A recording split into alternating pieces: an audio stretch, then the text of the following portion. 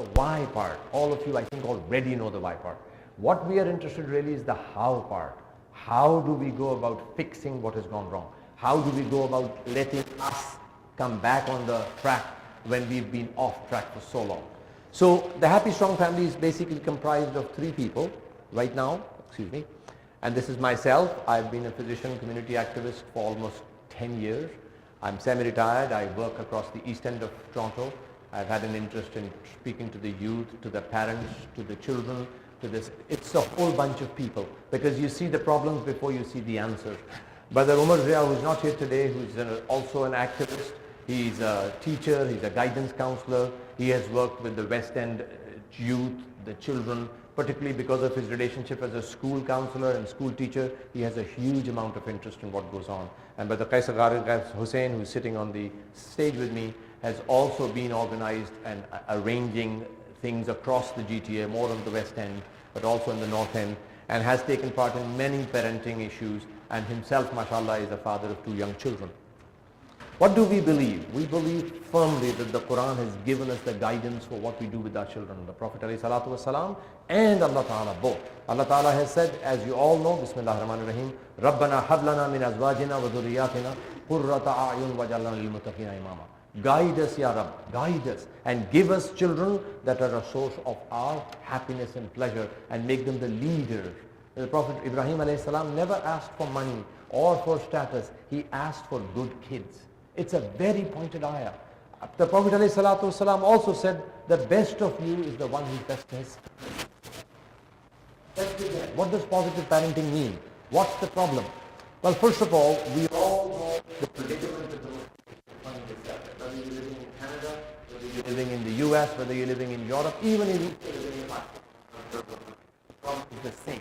And when people say, why is the problem the same? Think about what has happened to the world in the last 10 years. There's been a huge shift. People live as individuals and countries. There's the internet, there's the World Wide Web, there's the access to global, the digital media. We'll go to that in a minute. So what has happened is there's been a lot of things become available, but the crucial part of that is not available. A lot of us, sadly, have not really found ourselves a good role model. Now, we'll talk about that in a minute. I want all of us just to concentrate on that last line. Underachievement among youth in education and employment. That's a very serious problem. Why that has happened, we believe, and I believe we can all accept this idea, that we've been natural parents, but we may not have been nurturing parents. What does that mean? What are the rights of the child? We all know this. Time short, not going to go into details. I want you all to just look at that bottom highlighted line.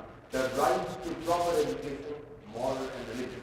Meaning, if I have got my kid through medical school, if I have gotten my child through engineering, technology, business, whatever, but the child has no idea that he's Muslim or she's a Muslim. He does not understand the purpose of his life. There has not really been that, if you like, nurturing spirit in the home. So the physical part is being nurtured, the intellectual part is being nurtured, but the spiritual, the moral, the part that really makes him worthy of really Allah Ta'ala, if you like, benefits. All of the things that come with being a good Muslim and a good Muslimah. Surah Munafiqun, Allah Ta'ala says, Ya ayyuhal, Bismillah ar-Rahman ar-Rahim, Ya ayyuhal ladhina amanu, la tulhikum amwalukum wala awladukum an dhikrillah. I'm sorry, wala awladukum an dhikrillah, wa man yaf'al dhalika fa ulaika humul khasirun. Allah Ta'ala is warning us, oh you who believe, be careful. Don't let your business, your money and your kids mess with your relationship with Allah. What a start and a pointer and a warner. Whoever does that, Allah Ta'ala says, is a loser. As a parent, all of us, myself included, should have time for our children. It's this scenario where you find people who are so, if you like, involved with their work.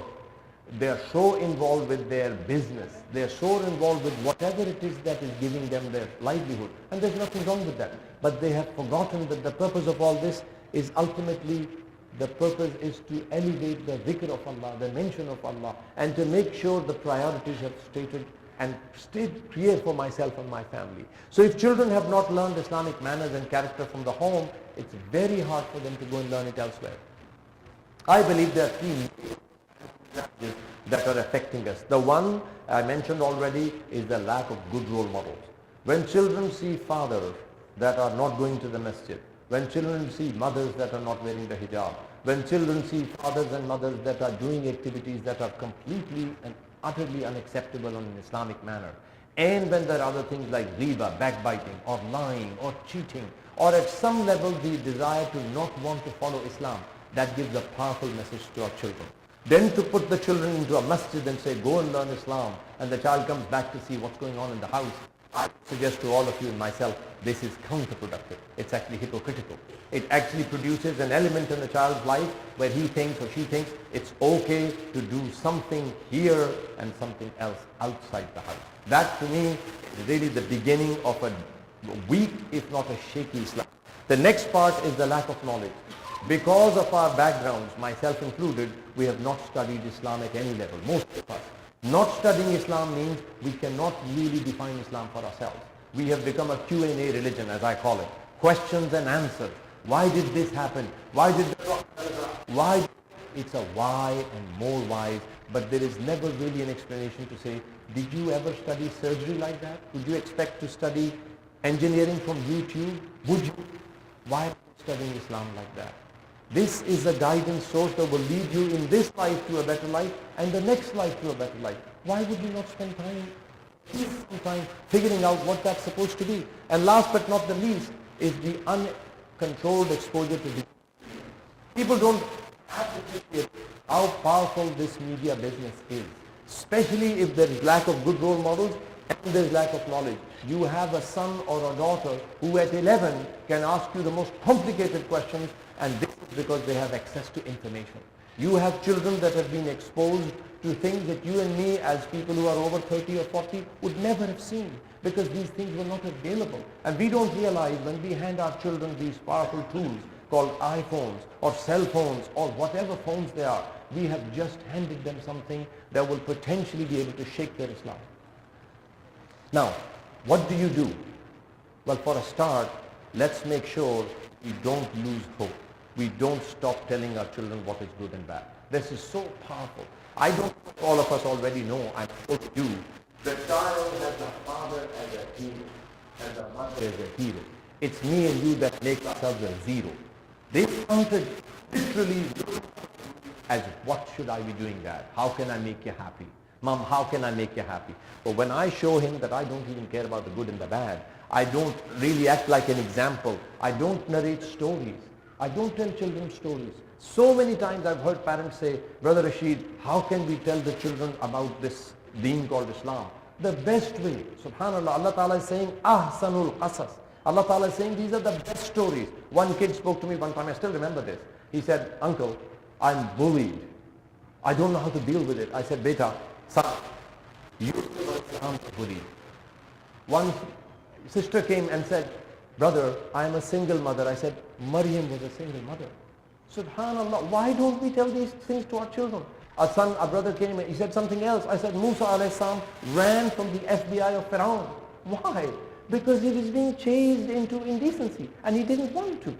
We have so many examples. So those, once they become a part of our home, your children will love it. I tell you the reason our children don't look at these things, because we are not narrating them with confidence and with strength.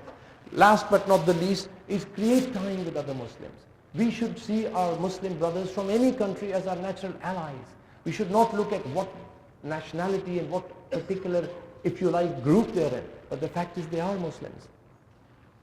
The Prophet ﷺ, all of you have heard this hadith. He said after a person dies, three things remain. One is sadaqah jariyah, continuous charity. So if I have left a child that knows Islam, that is charity.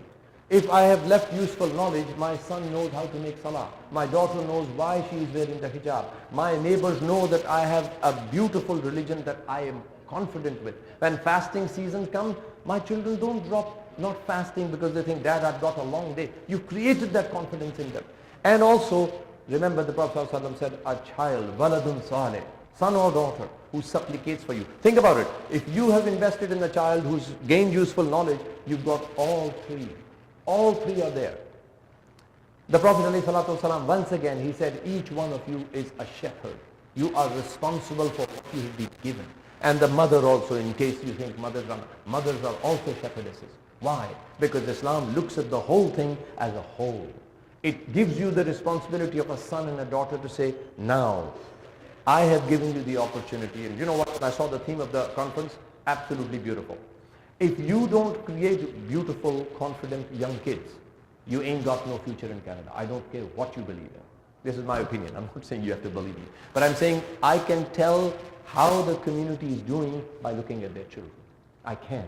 Because when I see children coming to the masjid, when I see children being welcomed in the masjid, when I see young people who are confident, not arrogant, not proud, they're confident. They're confident children. Confidence comes from the ability to say no. I love that argument. When people say the ability to say no, yes, the ability to say no to alcohol, the ability to say no to girlfriends, the ability to say no to all the ma'asiyah and the things that are harming every community. It's not just about Muslims. It's just that we happen to be Muslims and we are most concerned about them. But when you talk about the atmosphere to say, you know what, we care for the entire community. Because guess what? If your house is the only one smelling good because you got a beautiful garden, but all your neighbors are throwing their garbage in the front, what do you think the street smells like? It stinks. It stinks. So we can't afford this ghetto mentality that we care for ourselves only. Watch their friends. The Prophet ﷺ said, Al-mar'u ma'a man ahabba. You will be with the one that you love.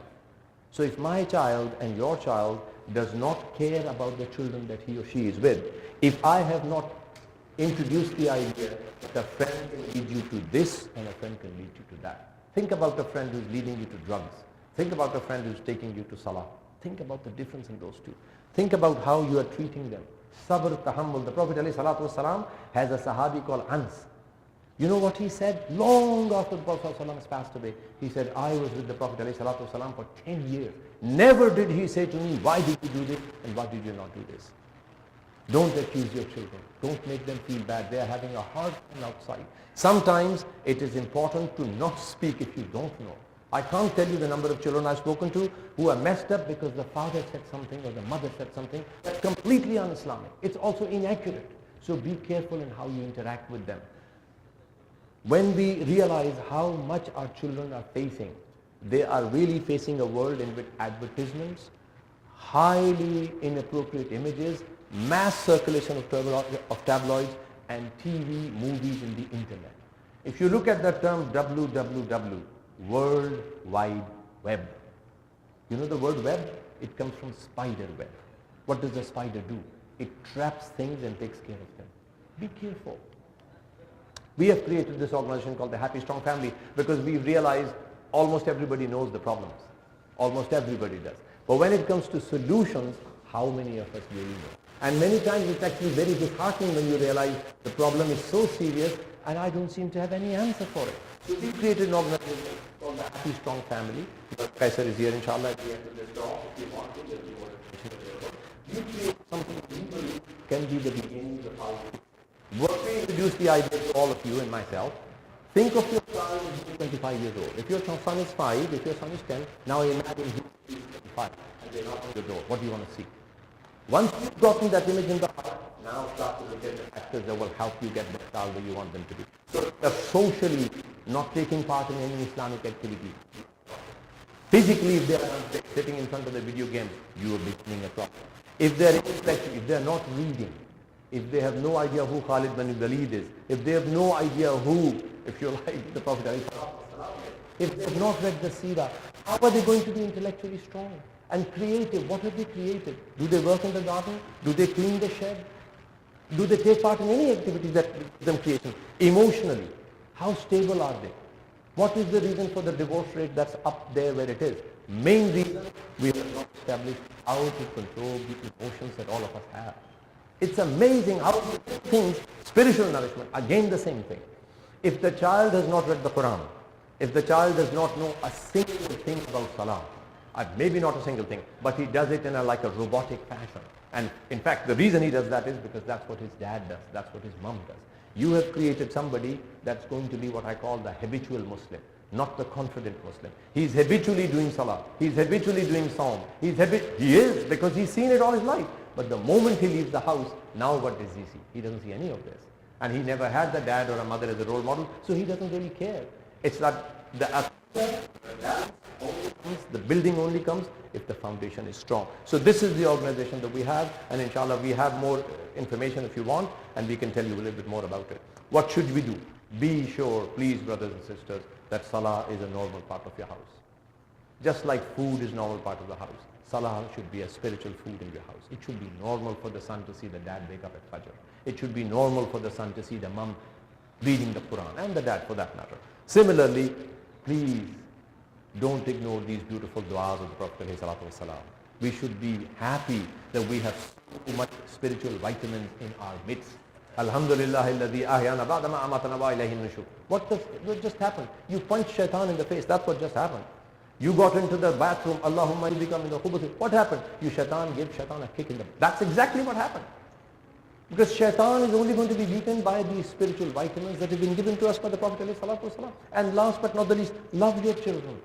Don't look at them in a manner where you say, well, your sister got this much. How come you're only getting 80%? That's not how you're going to create love. Love unconditionally, watch them. That's why I have seen again and again. Role model, my brothers and sisters in Islam, is the most powerful tool we have. Your son, my son, your daughter, my daughter remembers how you treated them. Don't underestimate the importance of role modeling. If you and me read the Quran, then tell our son to answer the phone to say, I'm not at home, what did you just do? You created a powerful, deceptive role model for him. That a father who reads the Quran, who has a big beard and who reads the Salah, lies. You just did a big underestimation of what this does to your children. Study circle at home. Now I can't underestimate this. If you are reading one hadith a day, maybe there's a hadith calendar sitting on your table. The child is reading it. The daughter is reading it. If you are thanking Allah as a family, when you finish your food, you make a dua. Nothing wrong with that. There's no reason to be shy to say, oh, this is so, it's not weird. It's the Prophet's seerah. It's his sunnah. Wash your hands. Let them see it. Let them see you're confident of Islam. I can't emphasize enough the importance of the family. This is not a one-way street. You can't have one person pulling in one direction and the other in the other. You can't. When you have 16-inch TVs in the house, when you have these huge things that are looking, rules of shayateen is what I call them. They're heads of shaitan. You have no control of them. There's a Jewish rabbi in London, in the UK. He said almost 30 years ago, he said, would you open a sewage dump in your home? He said that's what TV is. And I'll show you a little bit of evidence in a minute. So if we don't have Islamic circles, conferences, we don't participate, our children see no reason to be confident of Islam. They only see what I call the habitual Islam. They see that Islam is almost a barrier to progress. I've heard this from people. Islam stops me from doing everything good. I said, subhanallah. Islam stops you from drinking alcohol. Alcohol is the cause of more harm in this country. What do the cops do when they stop you? What's the two things they check? Your speed and your drink level. That's what they do.